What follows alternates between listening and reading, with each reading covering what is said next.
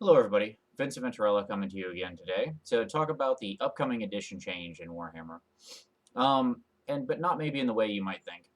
Instead of talking about Warhammer at all, I want to talk about change in games. And specifically, I want to use as a starting point two articles. So, like last time, the links are down below. Feel free to check them out and peruse them. But instead of actually talking about Warhammer at all, I want to talk about something that those two articles made me think of and two big changes in two big other games. One of which worked out really well, and one of which worked out perhaps less well. So the two changes I want to talk about, if you go to those articles, the first one you're going to see is a fantastic article by Mark Rosewater, who's the head designer for Magic the Gathering. And he wrote a great article a couple years back called 20 Things That Almost Killed Magic. Almost. And the article is, he's sarcastic because what he means in there is 20 things that happened that the community or message boards or whatever all said was going to kill Magic. And of course, none of them did. In fact, Magic only got stronger after each change because they were all improvements. But there's one particularly out of there that I want to focus on today, and that is one of the earlier changes, and that was the change to Type 1 and Type 2, or as it would later be called, sort of standard and eternal formats. And the other thing I want to talk about is the much more controversial, perhaps still to this day, transition between the 3rd edition of Dungeons & Dragons and the 4th edition of Dungeons & Dragons. Both of these changes were major changes to the game. So let's start with the Magic one. The Magic change, let's go back to when this was happening. So this is the late 90s, and Magic the Gathering is selling like gangbusters. Okay, it is very hard to underestimate the CCG boom and how big it was. Magic was selling like crazy. There were so many knockoffs in the field of other people trying to capture that lightning in a bottle of what Magic was. And tournaments and shops and everything were springing up everywhere. It was big. But at the same time, there was a problem. The history of the game had gone on long enough that the barrier of entry for new players was becoming pretty high, because a lot of the early cards, especially some of the more powerful cards, were printed in very limited runs, and they weren't easy to get your hands on.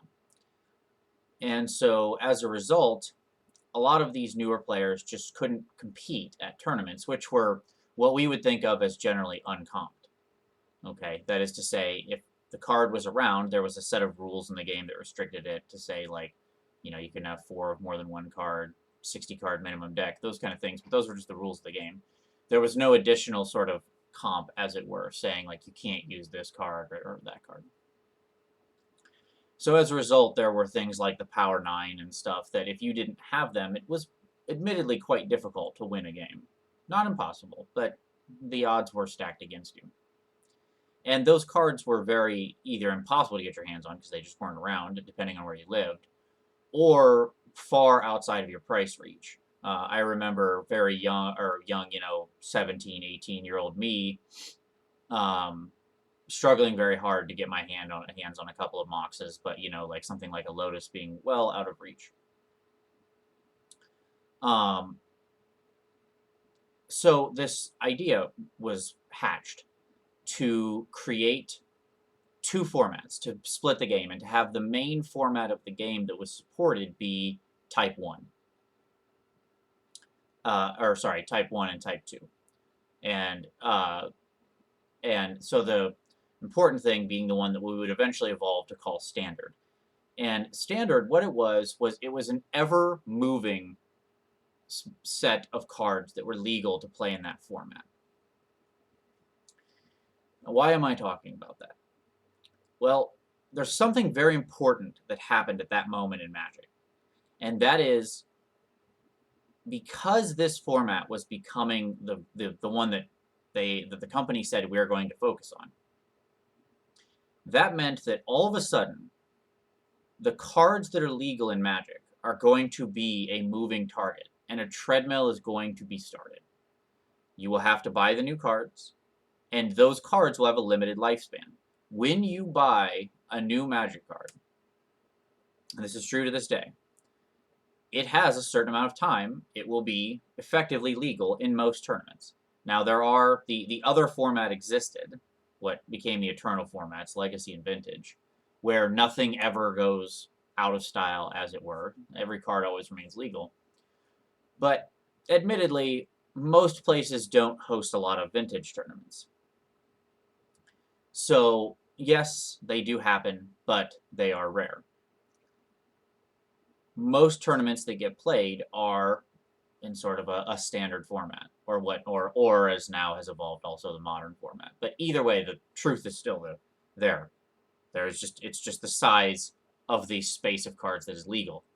So everything you buy, has an end date, effectively, to its usefulness from a tournament perspective. And probably even from a play table perspective. That is to say, even you and your friends, if you sit down with your friends at the table and you bust out a bunch of very old or overpowered cards or something, and they're all playing what they think of as a standard deck, you're probably going to be frowned upon, to say the least. Now, when this was introduced, there was, shall we say, some pushback from the community. You're invalidating my cards. I spent all this money on everything, and now you're telling me I can't play them. This is ridiculous. I'm going to have to buy cards forever. This new format is stupid. It gets rid of everything fun. I list those complaints because somehow they seem slightly relevant to me, given some current discussions. Now, of course, Standard was not a failure. The entire thing was not a failure. Magic remained quite strong and is still quite strong to this day. It's a huge business, and a lot of people play it. And so that's where I'm going to leave that one for the moment. We'll say it was a massive change. It was also proto-internet. Like, there wasn't a lot of message boards and stuff like that. But even they were aware of the kickback then. It was not a small amount of pushback from the community. It was quite visceral, the response, we'll say. So now let's fast forward to 2007, 2008, and the other article. Now, the article I linked below about D&D is actually from just after 4th edition came out, but I've always liked it. I found it to be very insightful as to where the rest of the community would eventually sort of find themselves. Never, much as everybody, always an email or a phone call or something while I'm recording. I found it to be very insightful. The person who wrote the article was seeing a lot of things right away that that some other members of the community also saw. I don't want to say there was no pushback. But what's interesting about the change from 3rd to 4th is that there was a lot less negative reaction. Perhaps a lot of people were tired of 3rd. Perhaps people were interested because the game was going in such a new direction. And don't get me wrong, I'm not trying to undercut this. There were people negative about 4th and the killing of 3rd. That was a strong contingent. But there was also a strong group of people who were positive about it. And 4th edition D&D was quite a marked departure from 3rd edition. It left behind the open source nature of the product. I've discussed the OGL in previous videos. But moreover, what it did was it changed the world. It took the established sort of accepted cosmology and the nature of the world and the way it worked and changed it dramatically. It also eliminated back compatibility to a large degree. That is to say, as the article points out, it became, for the first time in the history of D&D, it became very hard to actually use your old books and products. The shelves of things we had accumulated all became, I won't say impossible to use, but often more trouble than they're worth. And that divorcing from the history wasn't just in the fluff, it was also in the mechanics. The mechanics of 4th edition looked nothing like the mechanics of every previous edition. So D&D, over its first, we'll call them 3, although that's not true, editions, its first 3 numbered editions, experienced big changes. Very big ones. But they always still felt, the mechanics still felt mostly the same. We were still sort of talking in the same vernacular and doing the same sorts of things. And the same assumptions were generally true about the way things like fighters and wizards worked in the world. The 4th edition changed all of that. Now, 4th edition was certainly early on quite successful. It had a lot of branding, it had a lot of interest, and it had a lot of people who bought the books, frankly. But it also had one of the shorter runs of many of the editions, just based on sort of the feedback from the community. It was also, should be noted, the first time that a really major portion of the community split off and actually stayed in the old edition. Now, in every previous edition change, there were always people that the community lovingly calls grognards that stayed in the old edition. So there were always people who stayed in 1st edition or 2nd edition or so on. But admittedly, their numbers were small. This is in no way a judgment on them. I was one of the people who played 2nd a lot, still, even in 3rd. But this time, another company basically picked up, because the OGL, the rules, and was able to keep 3rd edition alive. And so because of that, because there was a major competitor publishing that game people still wanted to play, you had this huge fracture in the community, much bigger than any previous edition. And after a few years, basically, they had to call it. And just a quick, interesting anecdote, I was there at Gen Con every year when these sorts of editions were announced and the designers of D&D were talking about it. And the marked difference between 2008 and 2010 or 11 is huge. 2-3 years. The room in 2008 could not have been more celebratory and people happy and cheering at every single thing that was said. And you might think, well, consider the audience. Of course. But at the same time, 2-3 years later, that was a much different room. Those people were in a much different place and had a much different attitude about what was going on. And the room had shifted decidedly negative. So, what happened with D&D? Well, I mean, obviously D&D is still around. Mechanics changed. Fluff changed. Both of these in huge ways. And eventually the game ran out because the initial excitement wore off and 4E kind of died this whimpering death. And the bright side of that was that Mike Merles and many other people very talented at Wizards of the Coast got together and wrote what is probably one of the best editions of D&D, if not the best, in 5e, because they returned to their roots and heavily involved the community. So they took that negative experience and made a great positive out of it. Now, what lessons can we learn about this, can we say about this, given the upcoming change? Why was one of these big, massive changes? Both of these two changes have some similarities to what we see in the rumors, right?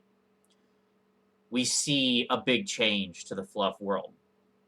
We see the idea that some of the figs we have will become limited edition, only available for a short time, will become, some of the things we have might eventually become not good anymore, as it were, like maybe not playable, maybe not around at all. So we see those similarities. But why did one work and one fail? Well, that's a tough question, and there are a lot of answers to it, but let me give you what I think is the most important answer. In the case of Magic, even though the change was huge, there were also a lot of mechanical changes that were wrapped up about the same time too, so I don't want to make it seem like Magic was still just Magic and no mechanics were changed. there were a lot of other mechanical changes as well. But even after that edition, or sorry, after that introduction of Standard, Magic still felt like Magic. The expectations of the game were still met. Yes, you had to get on like a purchasing treadmill, maybe. Yes, your cards were going to get end dated, maybe, depending on how fluffy or whatever you played, how serious of a tournament player you were. And yes, the game was different, but whatever the core is of it was maintained, right? There's some essential bottled lightning at the core of the game that was maintained and stayed around, and the game remained successful. I think the closest Magic ever came to actually dying wasn't any of its changes, but as I'd mentioned in a previous video, it was exactly the opposite. It was when they just sort of kept doing the same thing over and over and over and over again. And the sets became very, very not dynamic, very static. Like, each set was just new cards, nothing interesting happening, more new cards, more new cards, more new cards, same old, same old. And only through big changes and introductions of new and interesting and different sets that really push the rules and push the boundary have they kept the energy in Magic, which they did, which they have done. D&D, however, and I'm not trying to be an edition warrior. There's value in every edition of D&D. But I think the thing that ultimately, but 4th edition did fail. I mean, that is simply the case. And I think the value in 4th edition was overshadowed by the fact that that core wasn't protected. Something about the game didn't feel the same. And that's tough. Identifying what that core is and what makes it feel like D&D is hard. It's a bit like trying the old saw about trying to identify pornography. I don't know what it is, but I know it when I see it. Okay? So it's a bit like that. But something about that core was lost in 4th edition. And some people might think that that's completely wrapped up in the fluff. And the fluff changed a lot, and the way the world is changed a lot. But I don't think it's that alone. I think it's the combination of that and the mechanics. If there's anything we can, as a bright side, we can look to with the coming changes, it's that one of the rumors said the rules look very similar to 8th edition, just with some tweaks. We'll see how that works. If that turns out true, okay, great. But there is that big fluff change. Like, the world and the way the world is and the way we view it is changing a lot, going to some kind of like dimensional reality bubbles, whatever, and the factions, whatever that looks like. We don't know what it looks like yet.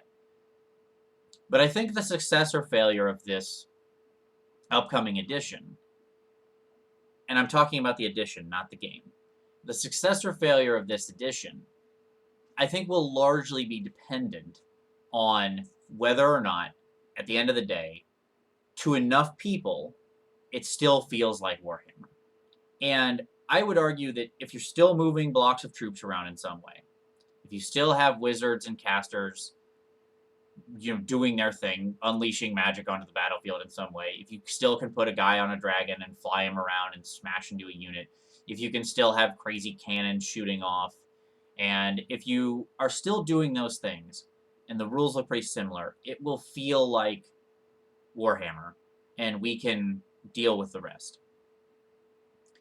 If, however, that isn't what it feels like, if something else changes of such a significant size, then that's a tougher call, and that's a tougher time for this edition. Now, final point is that doesn't mean that's it for the game. To go back to the lesson of D&D, 4E, whatever you think of it, didn't kill Dungeons & Dragons. Dungeons & Dragons has been around since 1974. It isn't going away because of one bad edition. So nothing bothers me more than when I read in a forum or something and see, well, that's it for the game, Warhammer's dead. No. Brands of this magnitude, Warhammer's been around since 1983. It has survived huge changes.